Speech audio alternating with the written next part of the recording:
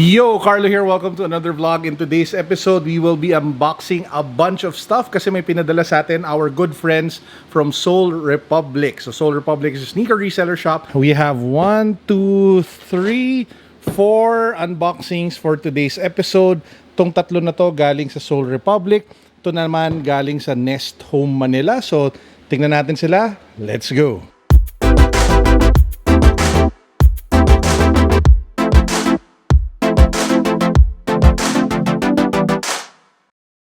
Let's jump right into our unboxing. First up, we have this Nike Air Max 90. I think this is the Nike Air Max 90 Bacon. So if it comes in your typical black Nike box. If you pop it open, yeah, this is the one. This is the one. You have red and pink laces, and then you have there you have it.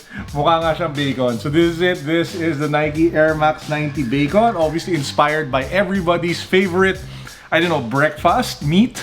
So you have different shades of the colors of the meat, starting from that cream off-white, then it becomes like that toasty brown, red, pink, you know, usual colors of meat.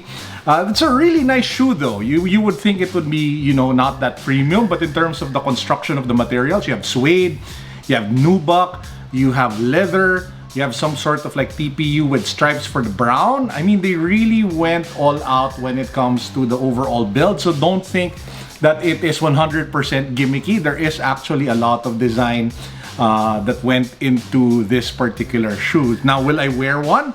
Well, if it was affordable and if it was in my size, then why not? Diba? I would definitely rock one if I could get it at a good price. By the way, it also comes with this, which is like an insert for arch support. So if you have flat feet and you need like additional help with your arch, then this one should do the thing.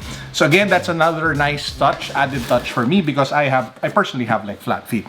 So guys, that's the first shoe. Again, shout out to Soul Republic. When this lockdown is over, pupunta po ako sa inyo. I will definitely visit your shop.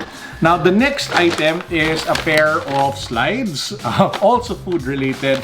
So this one is the KFC Crocs.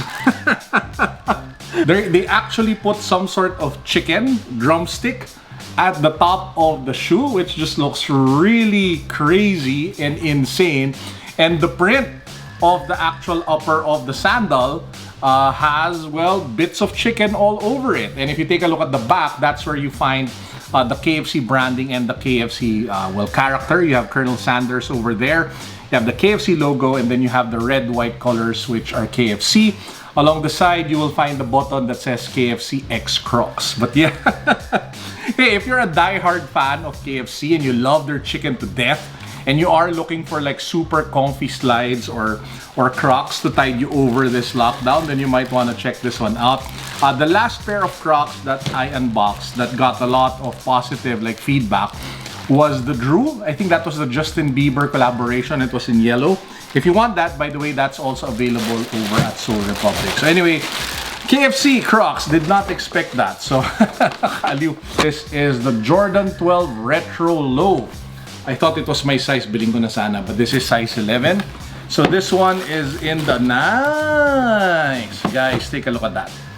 I've never been a huge fan of the Jordan 12 silhouette. I know a lot of people love it.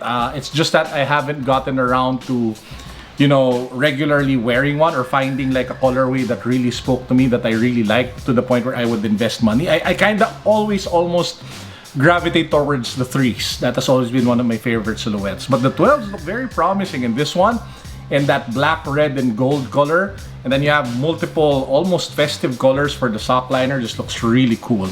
To be honest, guys, I haven't even researched what this shoe is called, but it looks dope. It looks nice.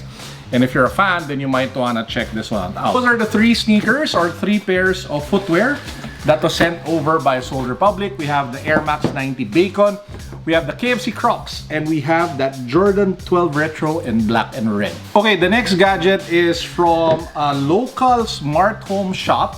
They're called the Nest Manila. So they focus in smart home equipment, smart home gear. I actually bought like a bunch of smart pet equipment. I bought a water dispenser. I bought like a cat food dispenser that's automated and can connect to your Wi-Fi. And I also bought this. So this is a really nice wireless charger music lamp. Sells for a little over 2,000 pesos. And I just wanted to show it to you guys. So this one is from the brand Velo. Again, I got this from the Instagram account, The Nest Manila. So let's just pop this box open. Ooh, nice! Guys, take a look at that. So you have some sort of like cloth covering the base. And then you have the wooden pegs to, you know, put it up. And then you do have the area where you can charge the phone. So this is where you put it, and it is wooden. That's what I went for. And again, this part over here, the arc, is actually the lamp function. And then you have a USB-C, I think, plug over here at the back. So what I'll do now is I'll give it a try. I'm not sure. Is this a speaker as well? Maybe. So let's. I think it is. So it's also a speaker. Let's take a look. So hold on. I'll set it up, then I'll get back to you. Hold on. So this is what it looks like with the lamp function. So you can move this down if you want to lessen the light, or if you want it to be some sort of mood lighting, or if you can actually move it up if you want it a little bit brighter. Now, as mentioned, guys, this surface is actually wireless charging, or a wireless charger. So if you can take a look at the phone here at the screen, well, the light is kind of messing up with it. But yeah, over here you can see it is charging. My iPhone, which is wireless charging, is already charging as soon as you put it there. And I also found out that this part over here, you can just tap it to control the intensity of the light. So tap, tap, tap, tap. Also, if you take a look at this part, I can confirm this is actually a speaker and a microphone. So I was listening to some music while, you know, trying to figure it out. It's not the best speaker that you can buy, but for the value and the multi-purposeness, I don't know if that's a word, I guess it just adds to the overall function and, you know, feature set of the device. If you are looking for a nice, aesthetically pleasing lamp, that's also a wireless charger that can also function as some sort of speaker with microphone, check this one out. Again, link can be found down below. So yeah, those were the gadgets that I wanted to show you guys. We have 2 shoes, well, 3 pieces of footwear. We have the gadget. Again, the links to Seoul Republic and the Nest Manila are found down below in the description box.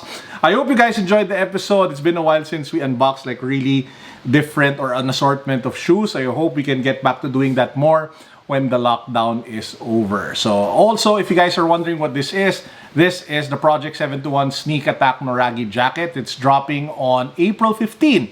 I will link down below to the video where I talked about this collection, where you can buy it, how much, and when you can pre-order. It's linked down below. It's also linked somewhere here, so make sure to click it and watch it. We really put a lot of effort in putting this collection together. And with that said, this is Carlo signing out. As usual, folks, peace, God bless. What's up? Boom.